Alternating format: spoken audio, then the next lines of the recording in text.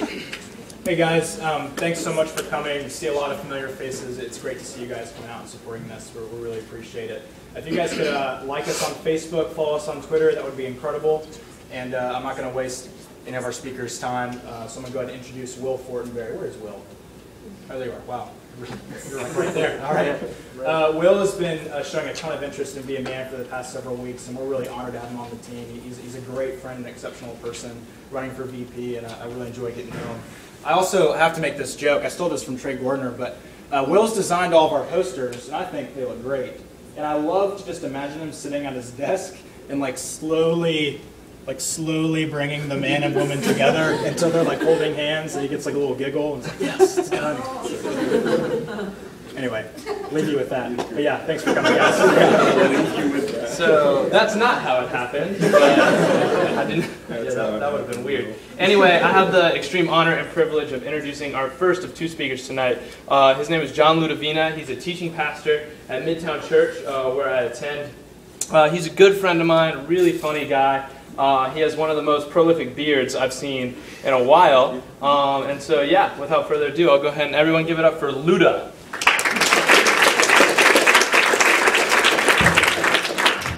I'm going to try this so I don't have to yell. Good to see you guys. Thank you, Will. I'm actually going to introduce someone else. It's not true. I would love to waste some of our speakers' time, so I'm going to try this. Hit escape. It's a PC. I'm not used to it. I would like to make everyone as awkward as possible to get us started, so if you are not familiar with Portlandia, this is going to be a rough introduction.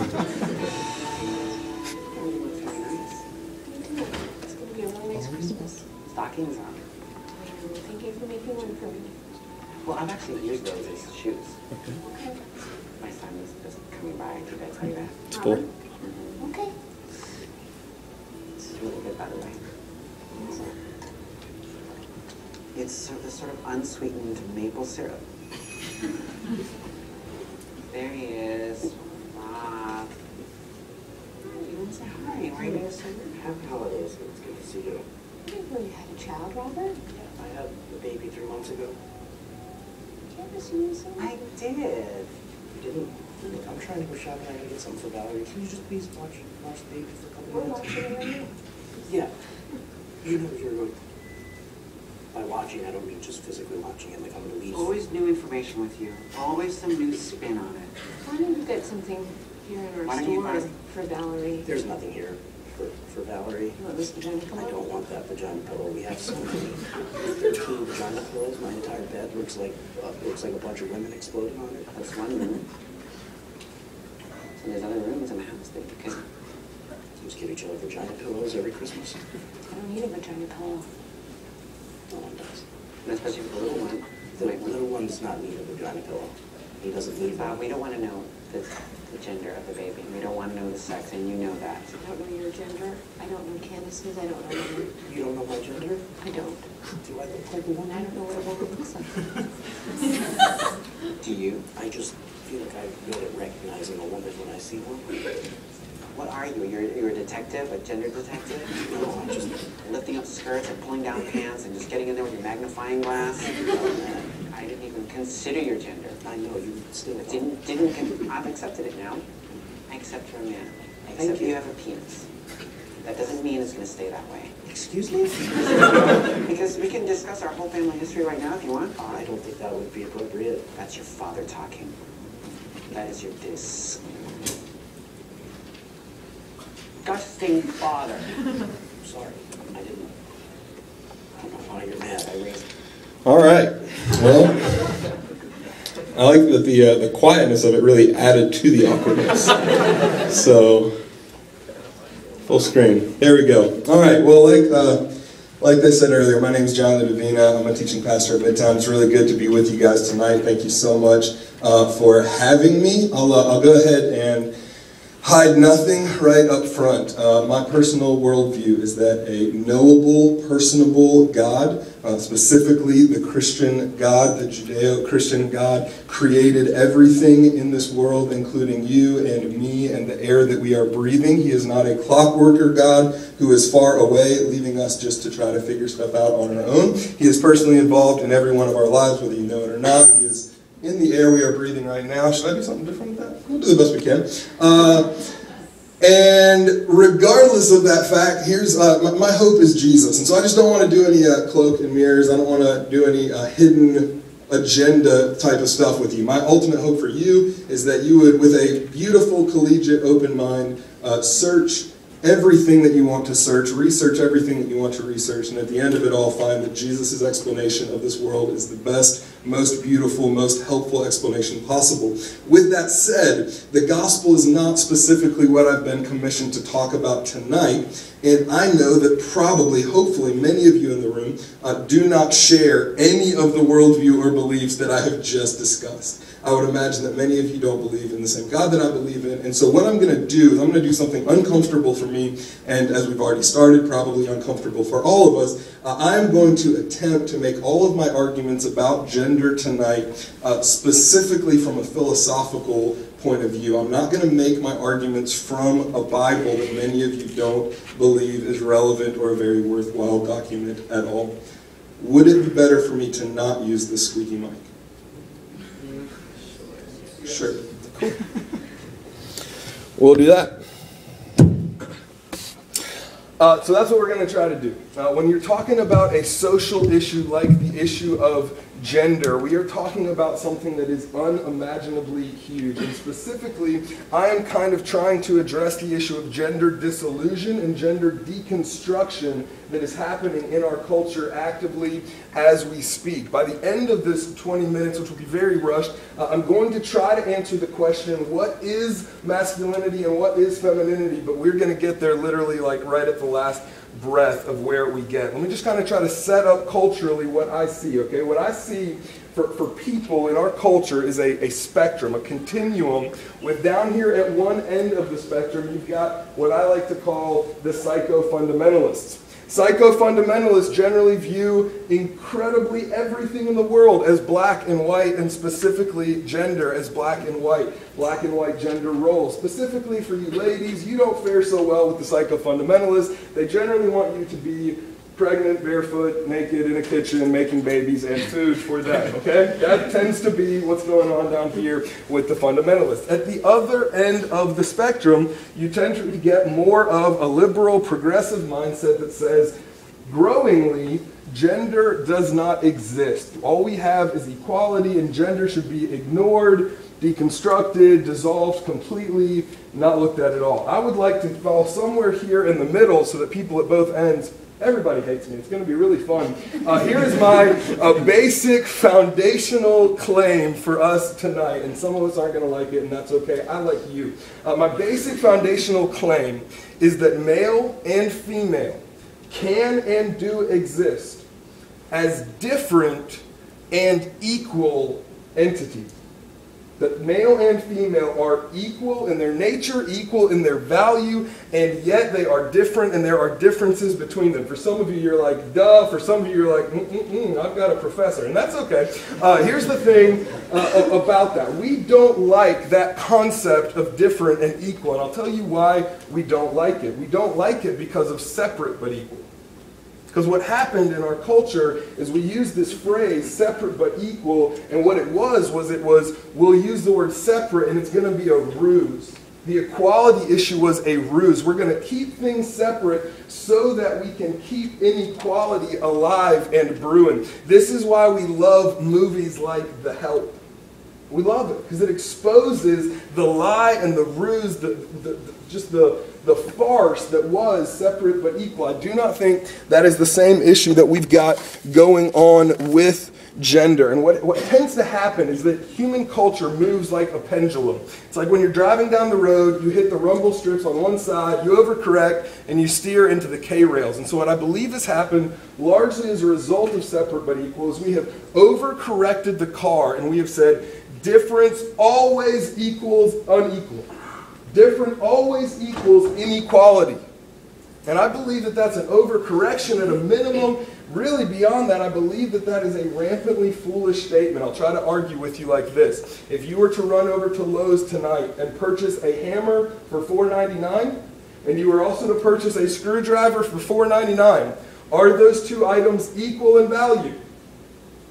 Yes. Yes, you can respond. This is perfect. Say yes. The answer is yes. Are they different? Yes. Yes, they're different and they are equal. If you buy a microwave for $49.99 and a blender for $49.99, are they equal in value? Yes. Are they different? Yes. Different and equal philosophically can exist. Now, I think it's sad that I even have to argue for this, but I'll keep arguing it because some of you are saying, well, that's a very silly example, and gender is a very important thing, and you're right. So let me press you harder if you're struggling with this concept. Are cultures around the world different? Oh, certainly they are. Are we therefore to conclude that they are unequal? I sure hope not. Are occupations different? Are colors different? Are we supposed to decide that they're unequal other than at some personal preferential level? Right? And so what happens at some point, if we're not allowed to have differences, we boil everything down to a monotonous gray. I do not think this is beneficial for us as individuals, nor for us as a culture, that everything and everyone has to be the same, look the same, think the same, act the same. It's not actually beneficial. It's helpful to be able to explore the differences. One last kind of clarification that I want to make before we press into what is femininity and what is masculinity. When people talk about gender, they can be referring to multiple things, and you'll have studied this in your sociology classes, and I'll define things a little bit different probably. They might be referring to biological gender. From my perspective, this breaks down male and female. There are two biological genders. I come at this from a historical perspective where every culture in all of human history has recognized two genders, male and female, in every culture. Even the few that have been matriarchal still recognize male and female. Now immediately the question is what? What about hermaphrodites? That's the question. In college classrooms all over the nation, well, what about, wait, it's a continuum, right? It's 13 factors that decide how male or how female you are. This is not the case. The best statistical research that we have is that less than 0.018% of human population shows any form of biological ambiguity at all. The vast majority of those cases are cosmetic and minor in their nature. We don't base our broad-scale understanding of how humanity works based on tiny, tiny anomalies, based on tiny, tiny breakdowns in the genetic code. Okay, I mean, we can talk about this more. Just by chance, if anyone in the room has any biological gender ambiguity, I'm not against you. I'm for you. I would love to get to know you. I would love to talk to you. I promise you I'm not against you. But we don't throw out biological gender just because there are some very, very few minor deviances from the norm. All right? Fair enough. Okay, moving on. It's biological gender, male and female. I know that disagrees with some of your professors. Moving past that, you get something that I would call stereotypes. So this is now sociological gender. Stereotypes are, this is how men and women ought to act or normally behave. So you get all these cultural phrases like, well, that's not very ladylike. Oh, she's such a tomboy. You get stupid phrases like, boys don't cry. I mean, has there ever been a more laughable sentence in the English language, right? I mean, it's just ridiculous. Like all stereotypes, these tend to be ridiculous, not helpful. They lead to oppression and all kinds of problems. So I'm not recommending that we can't think of the word that means advanced stereotypes, all right? I'm against stereotypes, but there's still a way to talk about differences between men and women that isn't in a derogatory stereotype format, okay? And that's what I would hope that we are able to do. I'm actually hoping that some of you will make progresses in this conversation and in our ability to talk about the differences in a healthy way. As one sidebar on this, there's also something called prototypes that are different than stereotypes. Prototypes in the 50s, this would have been Superman. Okay, prototypes are, this is what it means to be the ultimate male or the ultimate female. So a stereotype puts external pressure on you to act a certain way, behave a certain way. A prototype puts internal pressure on you. It's, ooh, I want to be like that guy or I want to be like that girl. Let me just put this out at a personal level. For some of you in the room, males or females, you feel as though you are abnormal in certain ways from social stereotypes about what men or women are supposed to be like, and it creates a lot of insecurity in you. And what I want to tell you is that you can absolutely pursue the core of masculinity or the core of femininity, whether or not you look like the stereotypes at all. One more level of what people could be talking about when they talk about genders. They could be talking about gender roles. Gender roles is, how does your gender, how does your masculine or your feminine identity associate with your occupations, your duties in life, the offices and the roles that you fill? So we're talking about husband and wife, mom and dad, jobs that are available to you. And this, I believe, is where the fundamentalists just kind of go crazy. Because what happens for the fundamentalist is your gender identity = your gender role.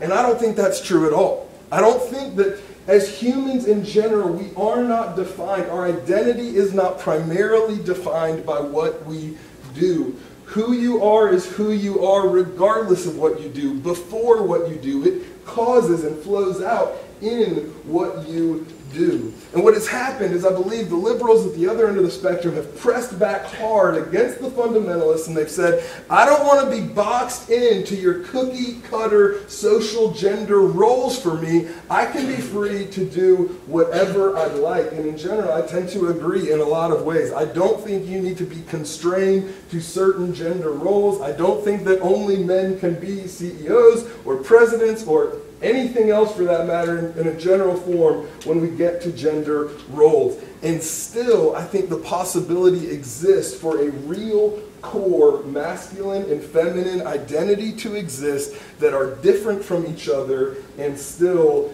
the same. And that's what we're about to define. What is femininity? What is masculinity? But before we do, I'll tell you a story. I was in college once, and it was about 3 a.m., and I'm watching the Discovery Channel with my roommate, because we were pursuing our education, let's be honest, you know? And the particular Discovery Channel segment that we were watching was called Battle of the Sexes, and it was about scientific research about the differences between men and women. They talked about a fascinating study, this little research project that a group of scientists had done. Here's what they did. They took 5-year-old kids, and they put them one at a time into a room where they dropped $100 bills from the ceiling. And the rules of the game were very simple for the children. It was any $100 bill that is falling, you can catch. All you have to do is catch it. If you catch it, it's yours, okay? That's pretty simple rules, right? I'm going to tell you a little bit of the results, all right? The boys, the boy 5-year-olds who went into this room, on average, I think it was in about a minute, they caught, on average, they caught 6 $100 bills. I'm going to let you guys guess. We'll do interactive. How many on average do you think the girls caught?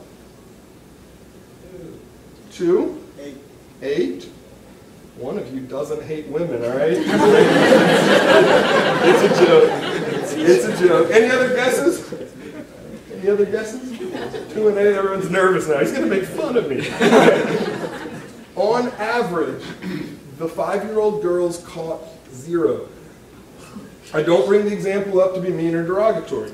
Here was the scientists' finding. As they studied brain mapping on these little 5-year-olds, what they found out is that the little girls' brains were more developed. They were more enhanced. They were better functioning, higher functioning than the little boys' brains. And so what happened to these little girls when they looked up at the ceiling, they saw all of the $100 bills, and they couldn't catch them.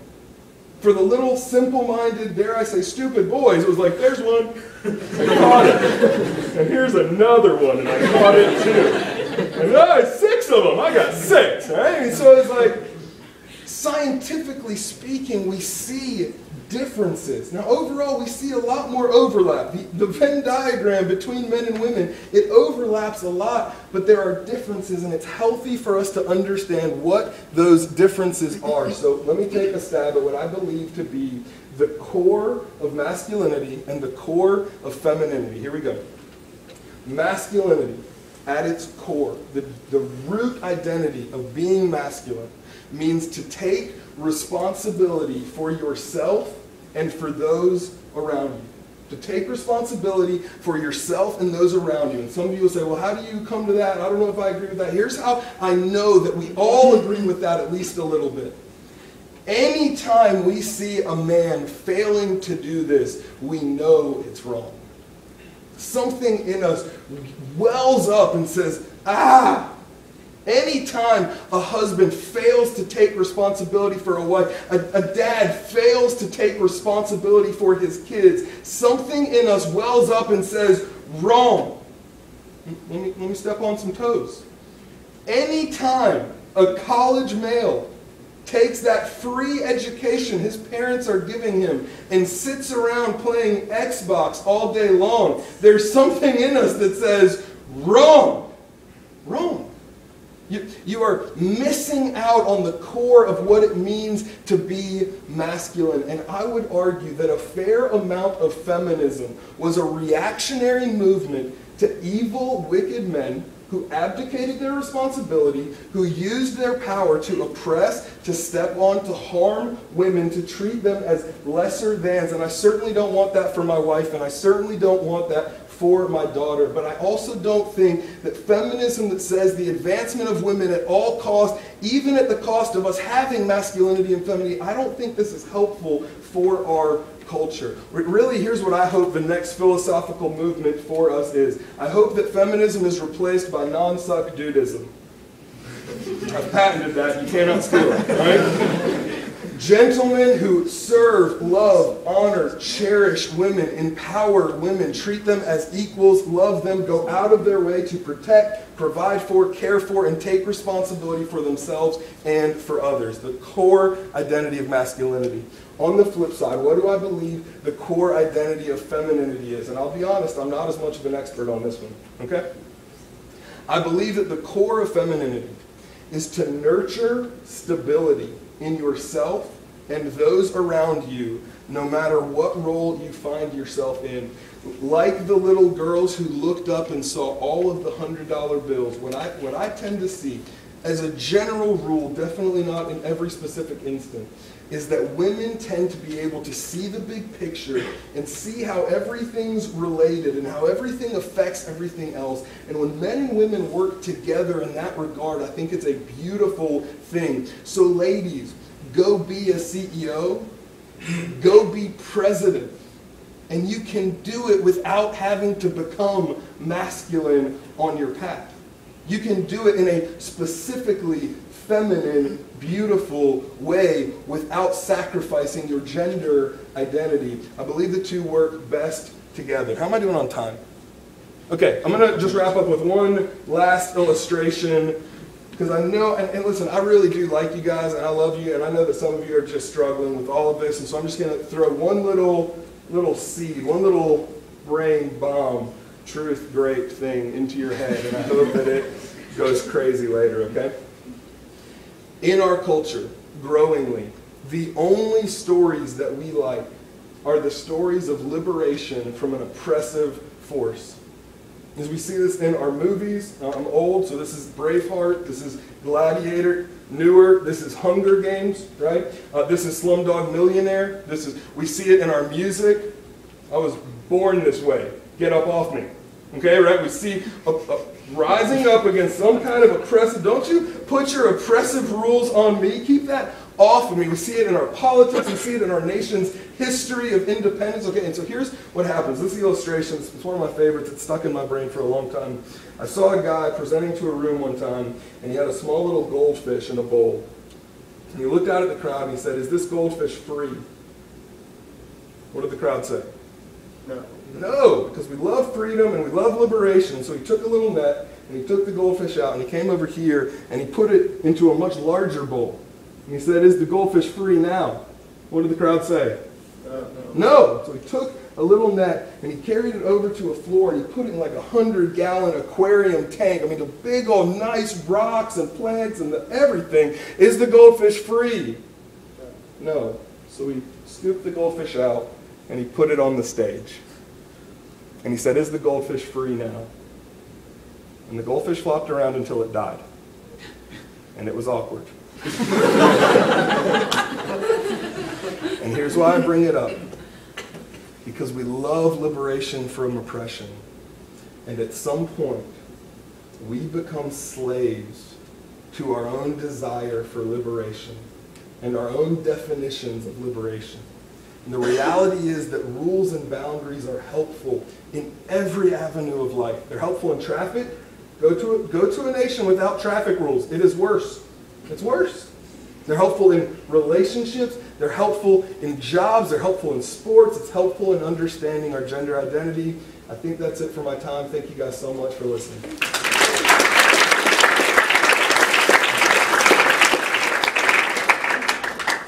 Our next speaker is Sammy Rhodes. If I could just say a quick couple words about Sammy. RUF's been my home since I've been here since a freshman. And our first campus minister left, and we got to welcome Sammy in. And Sammy really has been a father figure to me in so many ways. I'm happy to call him a friend and a brother. And I really do think he is gifted in being able to discuss the minds and the hearts of college students. He's married, has a wonderful family, 4 kids, and he's going to talk to us a little bit more about some of the practical ways we can apply what Luda talked about. So give it up for Sammy Rhodes.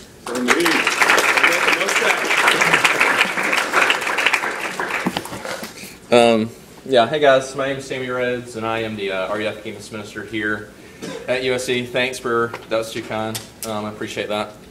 I've been charged with the task of talking a little bit more on the personal, practical side, especially in terms of thinking about how we as men relate to women.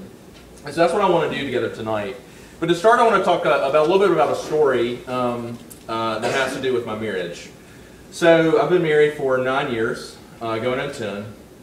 And about 5 years ago, I got a mistress. And this mistress was incredible.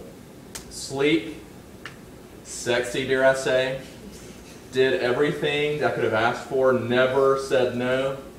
And her name was iPhone. And this is a true story. My wife calls my iPhone my mistress because she knows how easy it is for us to be in the same room. And like literally this morning I was taking a nap, and this is, okay, just fair, just roll with me here. Dropped the kids off at school, had a little downtime because I knew I was going to be out tonight, took a nap, and literally right beside me on the couch was my iPhone. And my wife was like, "This is perfect because this is the nature of your relationship."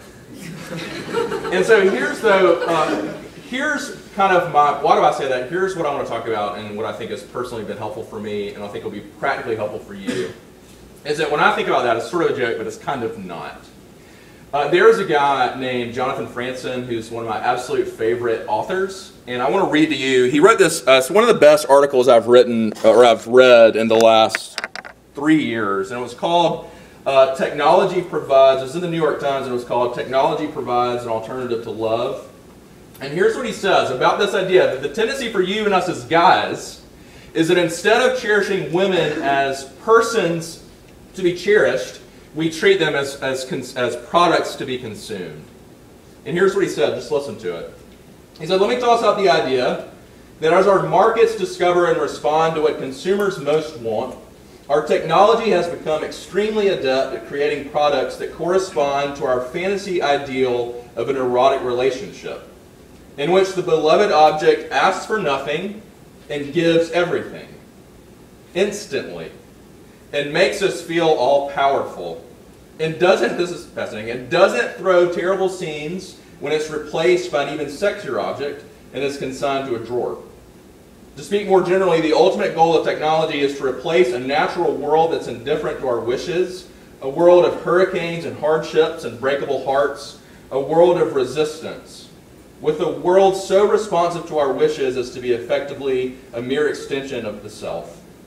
Let me suggest finally that the world of techno-consumerism is therefore troubled by real love." And then listen to what he says. and that it has no choice but to trouble love in turn.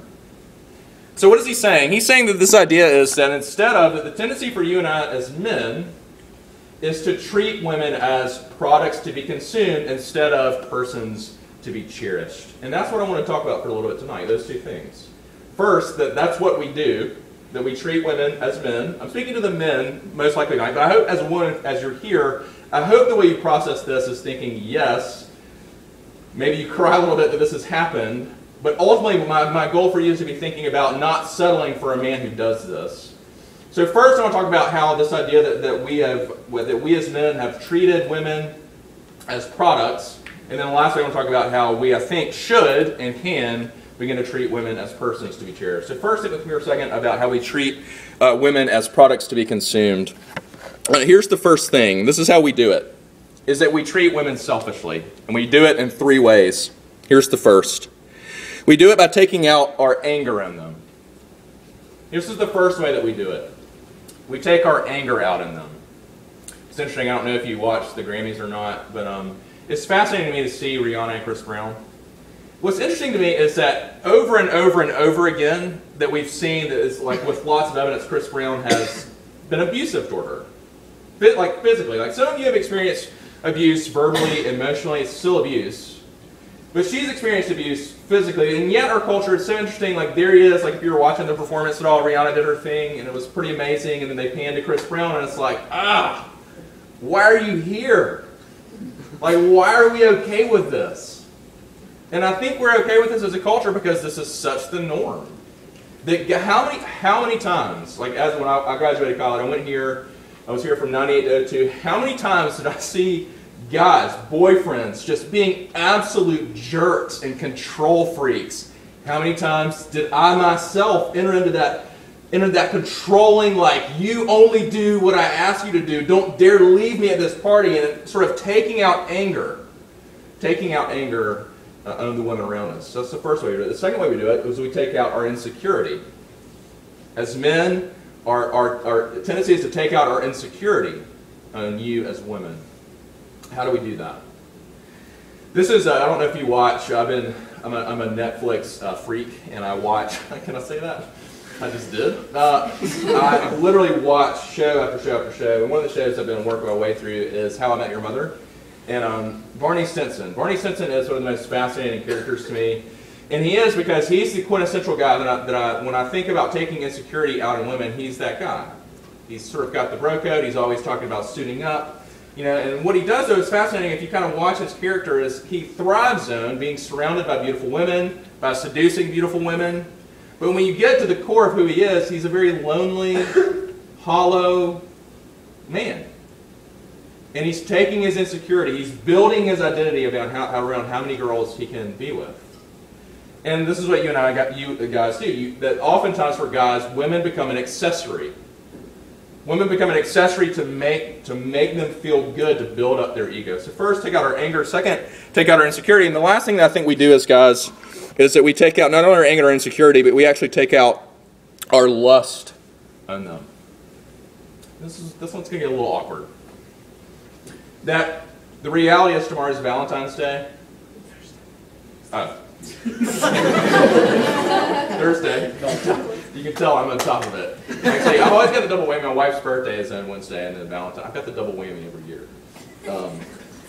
And so Valentine's Day is Thursday.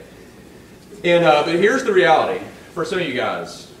That when some of you guys, if you have girlfriends and you take them out to dinner, that if a lot of you, if you're being honest, and maybe you've gotten to that place in your relationship where you can say those 3 little words, but a lot of you, if you were being very honest, instead of saying, I love you, if you were being very honest, you should say, I lust you.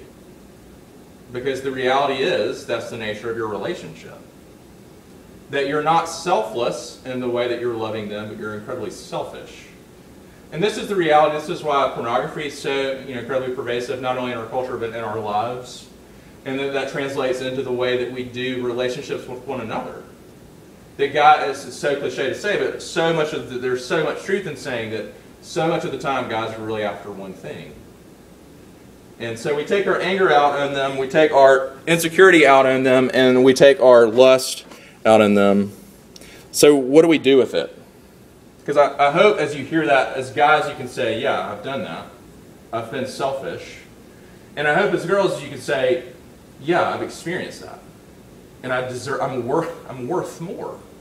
Because the reality is when we live in that way, what it does is it robs women of honor, dignity, and respect. The honor, dignity, and respect that every woman is worthy of. And what I want to talk about in the second thing is that's what we do, what we should do, though. And what I love about what we should do, and I realize that none of us do it perfectly, and none of us are going to do it perfectly, but here's what you see. Instead of robbing women of honor, dignity, and respect, it actually you begin to robe women in honor, dignity, and respect. And I think there are three things I think that happen when we begin. Instead of treating women as products to be consumed, when we treat women as persons to be cherished. And here's what I think happens. I love the idea of this has happened to me a couple times, and this is a little bit, I'm going to be vulnerable. And I'm thinking about the idea of the genius of Scripture saying that part of how we relate as men and women is Scripture says for men to treat women as sisters. So let me have a story that's a little bit vulnerable. It could be a little bit awkward, but let's just embrace it together. So I don't know if this has ever happened to you, but you say you're out shopping with your family, and let's just say hypothetically this has happened to me. I have a sister who's 4 years younger. She's a very beautiful girl. She's married. She and her husband live in LA. And I don't say several times, but it has happened before where we're out shopping. So we've gone to, like, when growing up, we'd go to South Park Mall and we would get separated and we'd be in the same store. And I would sort of be walking up and I would say, wow, man, that's an attractive girl. And then I would sort of notice and I was like, oh, that's my sister. Let's embrace this awkward moment. Maybe that's happened to you, maybe it hasn't.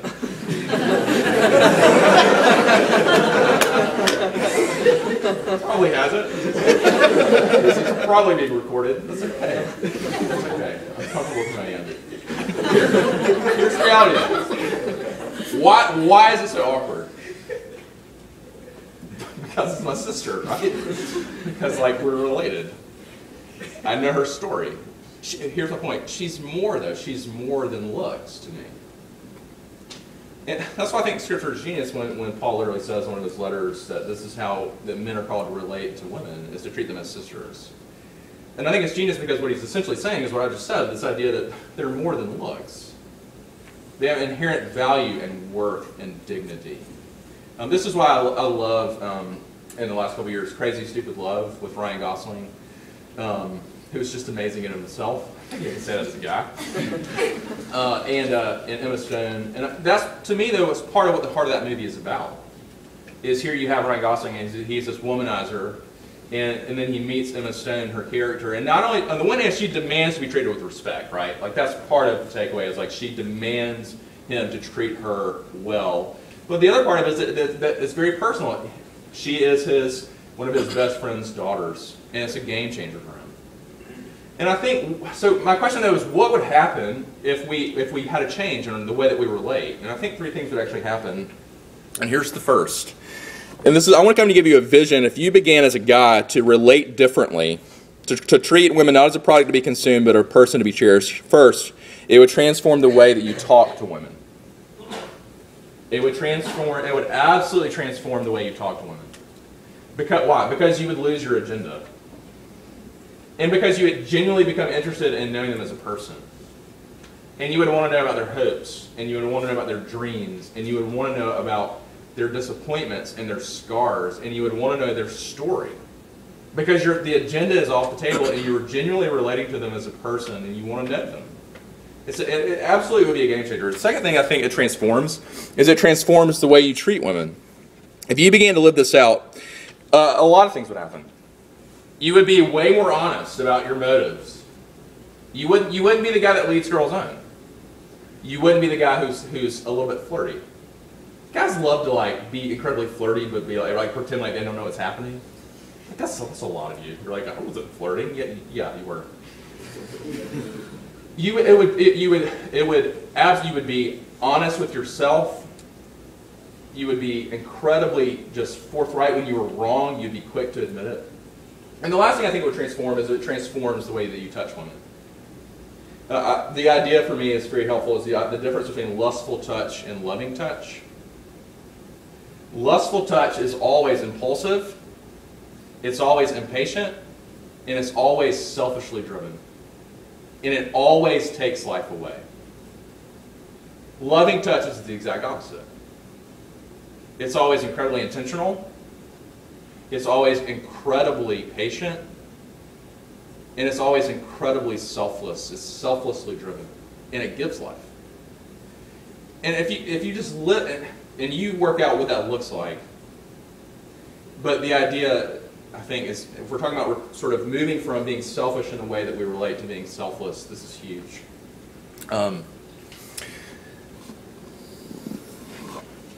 And close with this. When I was in college, I started dating my wife, and I had a guy sit me down, and he said, we were having breakfast, and we had breakfast every now and then, and he said, we had maybe been dating like 2 or 3 months, and he said, Sammy, if you love her, do not touch her. And what he meant by that was exactly what I was saying, that if you really care about her, you're going to be patient. If you really care about her, you're going to treat her first and foremost as a person who you respect and honor and treat with dignity. If you really love her, you're going to be selfless toward her. Let me say 2 things as I kind of close. I think, what is this, if you're a girl and listening to this, how do you process this? I have a simple. Don't settle for a guy who does anything less than that. Because you're worth more than that. Am I going to say that? But like, you are. And so many times I've done college ministry for 7 years, and I see girls get with guys, and I'm like, what are you doing? Sometimes I say it. Sometimes I don't. I don't know them well. And for the guys, here's what I want to say. Some of you are like, maybe you're like taking notes, you're like, aha, a new way to get the ladies. Please don't, please don't. Because you'll have missed the whole point. So, thanks.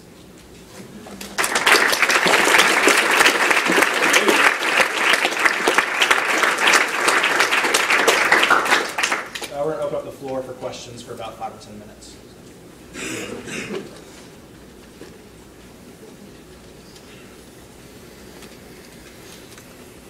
Yeah, I'm back. Yes, you discussed the chorus of masculinity and femininity. Surely there's some overlap too with those roles that providing that nurturing. Could you kind of explicate that a little bit? Or Yeah. draw the line and what overlaps? You know, I tried to mention this at one point later on in the talk, but I really do believe the Venn diagram of male and female has more overlap than not overlap, and I think there's still healthy understanding of what the difference is. I want to study more and keep growing in what all the differences are. Certainly men are not to be unnurturing in any way, shape, or form. Certainly women are not to be always abdicating responsibility.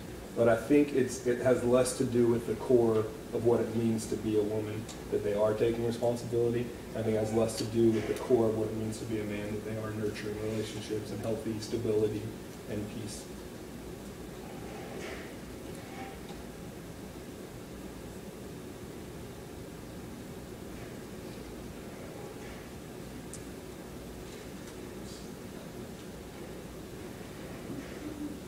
Great question.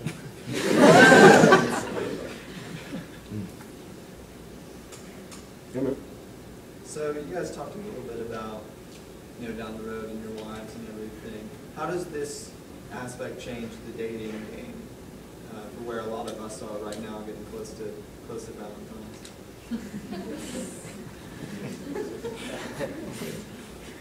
Yeah, I feel like that's the heart of everything we talked about, Yeah. I'm not trying to make funny, I mean, like, seriously. Sure. Yeah. I think that's a great question, and I think my honest answer is I don't exactly know. I mean, I think it definitely, obviously it changes the way you date, right? Like I think you're going to be way more thoughtful, way more intentional, way more direct. I I do sort of buy. I mean, I'm a big advocate. If what I was saying about learning, if it's so important to learn, like for me to learn to cherish my wife as a person, I think there has to be. I mean, I love the idea of friendship into dating, into engagement, into marriage. I know that sometimes we can be really idealistic about that. And that's back to what Luda was saying about sometimes the fundamentalist approach wants everything really black and white. And I think sometimes a lot of you have grown up in youth groups and churches that did that with dating.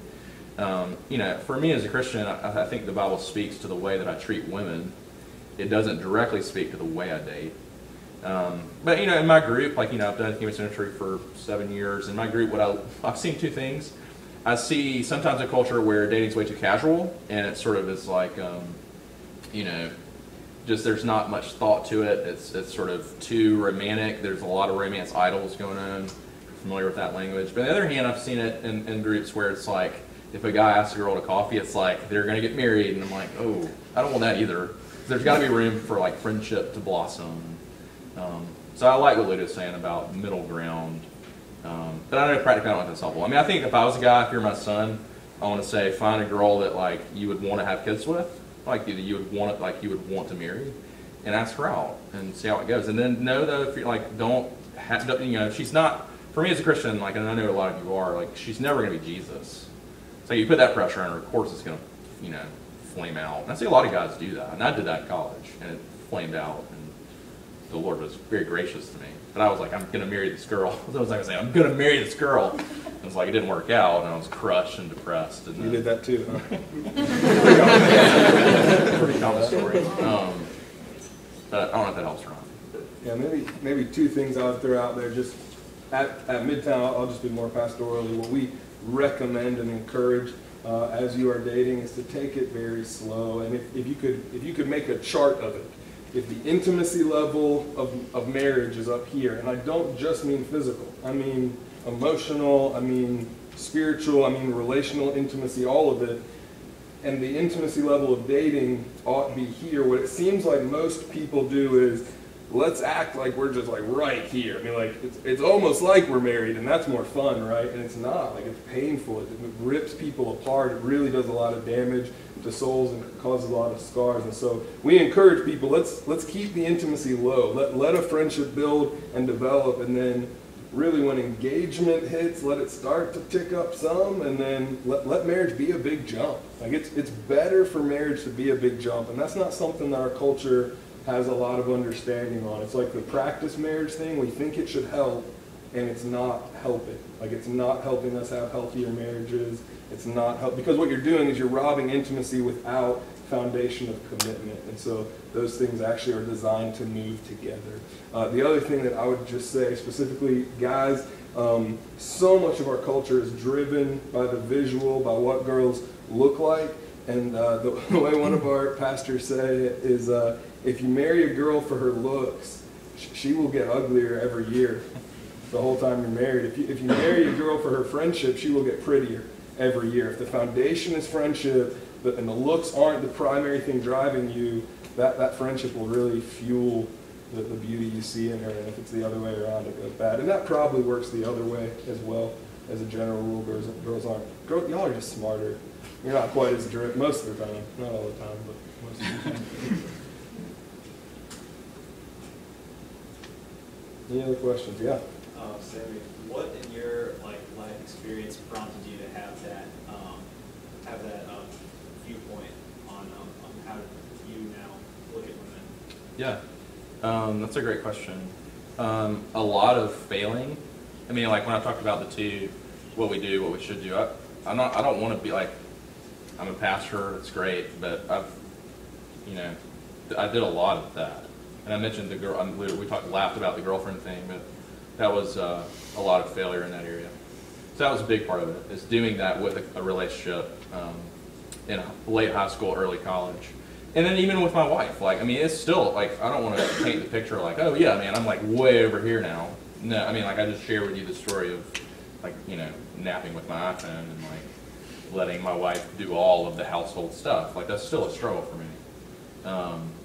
I think if you mean more on a philosophical level, definitely for me, and I didn't say this, but I think for me, not only thinking about Jesus, that Jesus is not like part of, for me, why I'm a Christian, is that this is the idea that sometimes we say the gospel that I was so bad Jesus had to die for me, and I'm so loved he was glad to die for me. So when I look back at the way I failed at this, I need a Savior. But the other thing is, I think if I were to ask you the question, who's a model for this? I mean, can we say, like Jesus, right? Like, I think in some ways he's the only one that has ever loved women well. And I know it gets weird because, he wasn't romantically involved, but certainly had a lot of women around him. And I think it's interesting for the people who are Christians, if you go to John 4 and the Samaritan woman, I think part of what the Samaritan woman was blown away by was this was one of the first men she'd ever met who didn't want to use her, that actually loved her well. It's fascinating to read that passage through what I've talked about. But, do you have anything left? You guys have been really generous to girls today. What you're saying, you're really hard for guys. But what sort of privilege do you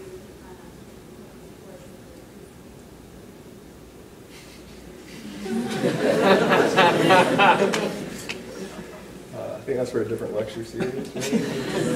That one's called Be a Woman. It meets, I got nothing. I kind of hinted at this. Ladies, lots of times you do pick the wrong guys, and it's really sad. And by wrong guys, I mean a guy who just kind of exactly what Sam was talking about, doesn't cherish you, doesn't really care about you, isn't after your growth and your development, doesn't treat you like a whole human being. And it's pretty heartbreaking to watch it happen. And for some reason, oftentimes when that happens, it seems like you latch on really hard. So it's almost like the Rihanna and Chris Brown thing. It's like you love it for some reason. And I don't know all of what causes that to happen, but it's very discouraging. That kind of romance idol that you talked about.